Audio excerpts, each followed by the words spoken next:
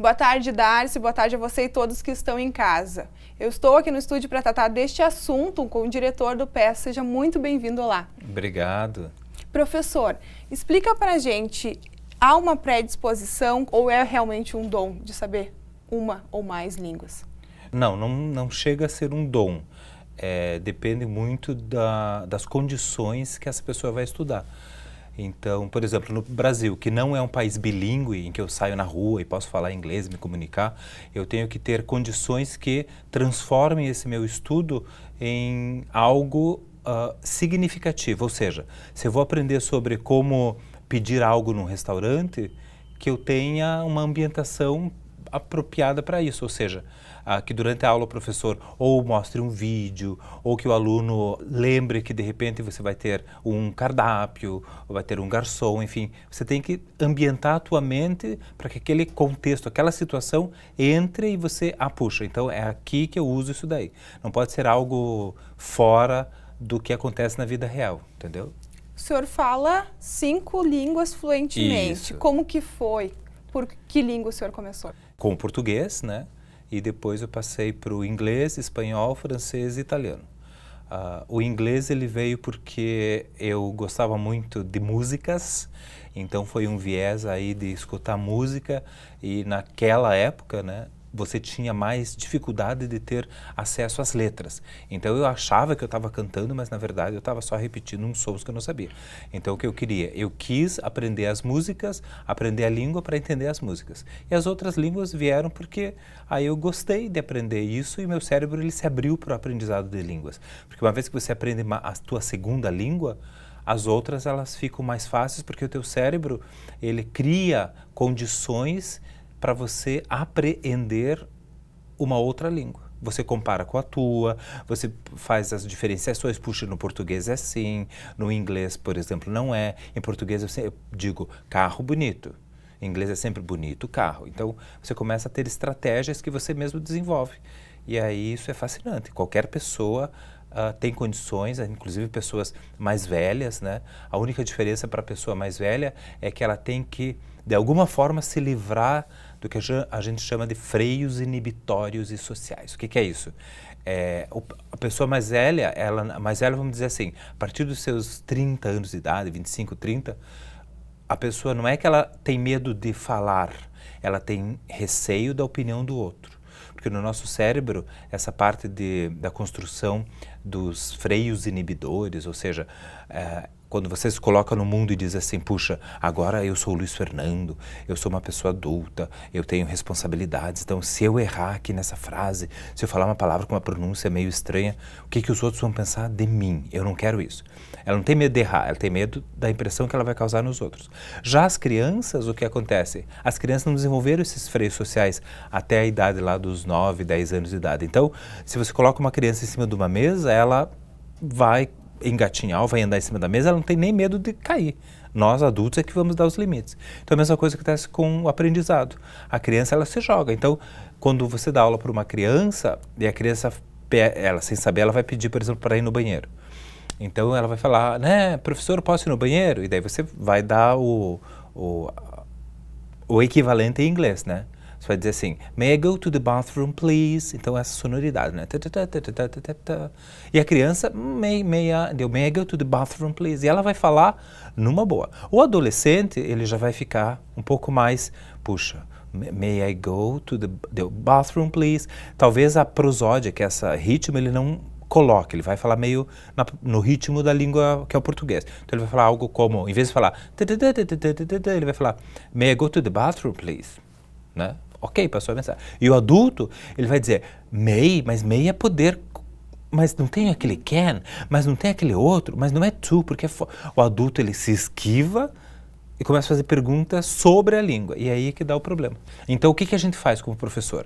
A gente tem que quebrar isso. Então, o professor ele vai ter que trazer, de alguma forma, essa motivação para o adulto. Então, ele vai ter que dar aula mais descontraída, na hora que todo mundo errar, acham graça, enfim, de uma forma que o adulto se sinta num ambiente confortável, seguro e dizendo, puxa, legal, não, aqui eu posso falar para mim fazer, para eu fazer, porque eu estou aprendendo. Pois vamos ver como é que é essa regra direito aí. Como que funciona o cérebro? Como que funciona? O cérebro bilíngue. O cérebro bilíngue, por exemplo, agora que eu estou falando com você, eu estou ativo, meu cérebro está nas duas línguas aqui. Tanto é que em alguns momentos eu paro, às vezes ficam pequenos segundos, às vezes fica um pouco mais, às vezes microsegundos, que eu estou em inglês, porque meu cérebro está ativo em inglês também, eu estou buscando a palavra, e aqui nós estamos fazendo uma entrevista no Brasil e temos que falar em português. Então o meu cérebro ele está ativo e ele está buscando, ele está filtrando essa língua. Então o que é um falante bilíngue? Falante bilíngue não é aquele que sabe algumas palavras e algumas frases na língua, no inglês, por exemplo. É aquele que ele já tem uma fluência. O que é fluência? Fluência é você... É que nem agora, eu estou falando em português com você. Eu estou falando, as palavras vêm, você está me compreendendo, não precisa buscar, o assunto vem, memória. eu não fico aqui, né? E se eu não souber, eu vou perguntar, enfim, fica uma coisa natural e o ritmo, e não é aquela coisa que demora, enfim, e as palavras não vêm. O falante bilíngue, o que acontece em termos de fluência, né? É aquele que ele consegue, tanto na língua 1, português, quanto na língua 2, inglês, se expressar em vários domínios, em vários assuntos. Então eu vou poder falar sobre receita de bolo, eu vou poder falar sobre como aplicar uma pomada numa ferida, vou poder falar como, enfim, lavar o cabelo, lavar o carro, enfim, vários assuntos. E falo de uma forma natural. E se eu não souber uma palavra, por exemplo, como será que é dobradiça de porta em inglês? É uma palavra que se eu nunca pesquisei, nunca precisei dela e nunca usei, talvez eu não saiba. Né? Como é que é dobradiça? Aí eu tenho que explicar sobre, né? É aquela parte que une a porta na parede e que ela gira. Daí alguém vai falar, entendeu, né? Não preciso ter a palavra. Então, fluência é você, por meios que não são, às vezes, a palavra correta, você exprime a tua ideia. Então, o cérebro bilíngue de uma pessoa que tem fluência, ele se comunica de uma forma natural e espontânea. E se precisar de palavras específicas, ele busca de outra forma. Então esse que é o cérebro bilíngue. E ele, por fazer todo esse trabalho cognitivo, né, de memória, de conhecimento, de aprendizagem, enfim, o cérebro se fortalece. Então o que acontece com o cérebro bilíngue? Dentro do cérebro nós temos os neurônios, né, que fazem as conexões, memória, enfim, eu lembro de fatos. E aí as minhas conexões, elas acontecem muito mais porque eu sou bilíngue, porque eu tenho dois registros, duas formas de exprimir os meus pensamentos, duas línguas. Então eu faço várias conexões. Então o vermelho com o vermelho em inglês, que é red, o vermelho em espanhol, que é rojo, e assim vai. E eu vou fazendo essas conexões. E eu vou comparando, enfim. Quando eu chegar lá na minha terceira idade, digamos que eu esteja propenso a desenvolver uma demência. Parkinson, Alzheimer, demência senil, enfim. Como o meu cérebro está mais fortalecido, porque eu sou um falante bilíngue, eu já faço as sinapses, as conexões e tudo mais, o meu cérebro ele vai atrasar não que eu não fique demente, digamos, né? Mas ele vai atrasar isso em até 5 ou 7 anos, porque ele vai conseguir, a partir do momento, demência é falta de memória, né? Demência, falta de memória, esquecimentos, enfim. Ele vai conseguir passar por isso, fazendo novas conexões, porque eu já faço isso automaticamente nas línguas que eu falo. Então o cérebro fica muito mais fortalecido. Isso é fantástico para quem quer aprender uma língua, quem está aprendendo uma língua e quem é adulto e ainda não começou a aprender, vai e aprenda. Porque você vai exercitar o teu cérebro, isso é fantástico. Qual a idade ideal para se aprender uma nova língua? Faz 31 anos que eu trabalho com isso, né? Eu já tive turmas de criança, de adolescente, de adultos, de pessoas mais idosas. E assim, a idade ideal, dentro da minha perspectiva, dos meus estudos e da minha carreira, é assim. A criança, até os seus 10, 12 anos, enfim, o adolescente, lá até os seus 18, 19 anos, o que acontece? Primeiro, eles não têm tantas preocupações de responsabilidades com o mundo. Então, constituir uma família, fazer lista de compras, o salário do mês, enfim, né? Então, a mente não está tão ocupada com essas preocupações que causam estresse. Causa o estresse, o que acontece com o estresse? Faz com que você fique tenso, né? E você não consegue desfocar daquilo. Então você não abre os canais para aprender uma língua, por exemplo. Então as crianças e os adolescentes, de uma maneira geral, eles têm mais facilidade. Por quê?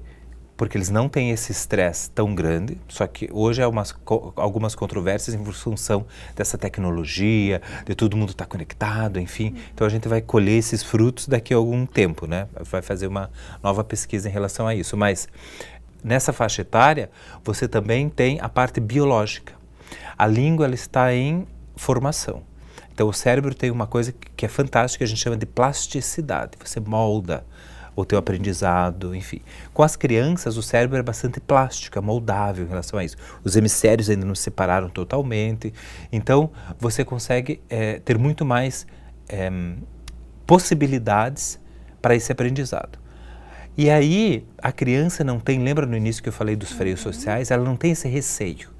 Então, se tiver que falar uma palavra, ou uma frase, ou enfim, que tem um som que no português não tem, a criança, ela tem muito mais facilidade para isso, porque a língua 1, que é o português, não está cristalizada, né? Não está fossilizada, é assim que a gente chama na linguística, fossilizada. Então ela tem mais proficiência para reproduzir sons, reproduzir a melodia e usar isso de uma forma tranquila. O adolescente ele está no meio do caminho.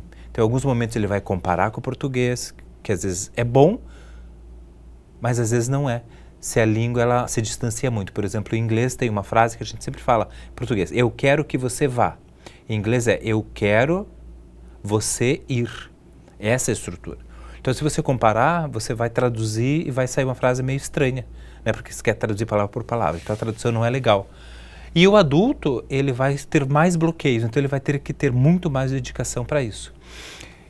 E assim, para terminar a resposta dessa frase com a idade ideal, se o modelo é bom. Se o professor se ele tem 3 P's, que eu chamo, que é essencial, que é paixão, play em inglês, que é ludicidade, né, brincadeira, play, e purpose, propósito. Se ele planeja a aula, se ele sabe onde ele quer chegar, então com essa minha turma, ou com esse meu aluno particular, eu quero chegar do ponto A ao ponto B, enfim. Então, ludicidade, né, play, fazer de uma coisa legal, lúdica, que não tem estresse, que a coisa, né, fique bem tranquila. O aluno gosta, faz isso porque é agradável, o professor já tem um propósito que ele planejou, ele sabe onde que ele quer chegar com esse aluno, e um que é importantíssimo, que é paixão. Qualquer profissão, né? Se você tem paixão, assim, eu sempre digo que a tua profissão é teu palco. Então, se você é, por exemplo, uma celebridade que apresenta, fala com várias pessoas por meio da televisão, por exemplo, você tem um palco grande. Agora, se você é um professor numa sala de aula, o teu palco é menor. Mas se você tiver paixão, não importa o tamanho do teu palco, né? Então, eu acho que isso é uma coisa bem interessante. Quando eu dou os treinamentos, eu passo essa paixão para os professores, que é ainda mais hoje em dia que o inglês está sendo um diferencial, até por causa da base nacional, que o inglês agora, a partir do 6º ano, em 2020, vai ter um caráter mais de língua de relevância mesmo, né? Ele passou da base diversificada para a base comum. Hoje em dia existem escolas bilíngues, escolas que estão avançando com seus programas de inglês. Então o inglês hoje ele está tendo um caráter muito mais de cumprir o papel na escola de uma língua que é fundamental para o currículo de qualquer pessoa. Professor, o senhor é natural de Curitiba, mora lá, está em Cachoeira do Sul por conta de um lançamento. Isso. Da editora que o senhor é diretor. Conta pra gente como que é, porque o Colégio Ubra São Pedro, a partir de agora, oferece essa metodologia através desta técnica que o senhor apresenta. Isso. Então, assim, faz 21 anos que eu trabalho na editora Positivo, lá em Curitiba, e a gente tem 10 escolas no Brasil, e com língua inglesa. E nós, primeiro a gente testa isso nas nossas escolas próprias, a gente vê como é que funciona, e depois que a gente já tem algo concreto para aplicar às escolas parceiras. Então, aqui em Cachoeira do Sul, né, o Colégio Ubra São Pedro, ele é o colégio que vai ser uma ponte, uma extensão da Universidade de Cambridge, que é o quê? Por meio de uma metodologia do PES, né, do Positive English Solution, os professores vão ser capacitados para lecionar por meio dessa metodologia comunicativa, com livros internacionais, que não são escritos por brasileiros. Por quê? Porque a gente precisa de um grupo de autores que já fazem isso, né? Já conhecem como que funciona o cérebro bilíngue, como que é o aprendizado e que têm acesso a diversas culturas no mundo e o inglês da fonte, né?